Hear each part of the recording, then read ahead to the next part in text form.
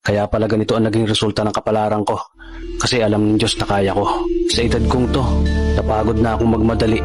Kaya lahat ng ginagawa ko ngayon, ini-enjoy ko na lang. Siguro sa dami na rin ng aking pinagdaanan, napagtanto ko na ang buhay ay mas malawak at mas mahiwaga pa sa mga problemang dumarating sa buhay natin. Tumatanda na tayo, baka sa kakahabol natin sa masagana at maayos na buhay, ay hindi na natin na-enjoy ang buhay.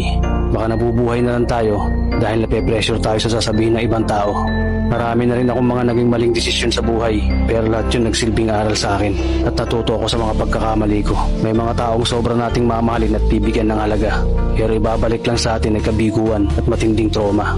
Kaya wag nating liliwin ng mga taong tulad nila dahil mas payapa kapag hindi ka na interesadong malaman pa kung ano pang balita sa kanila. At wag mong idepende ang sarili mo sa kahit kanino. Tandaan mo, kahit sarili mong anino, iiwan ka din nito kapag madilim na ang paligid mo. Kailangan natin matutunan na huwag ikumpara ang sarili natin sa iba dahil hindi natin laban ang laban nila. Karera mo to, hindi nila karera. Dahil ang buhay ay hindi naman nasusukat sa kung sino ang mayaman, kundi kung sino ang payapa. Kaya galingan mo lang palagi, tol, dahil napakaraming tao mapanghusga, hihilahin ka pababa. At lagi mo itong tatandaan. Beats, edits.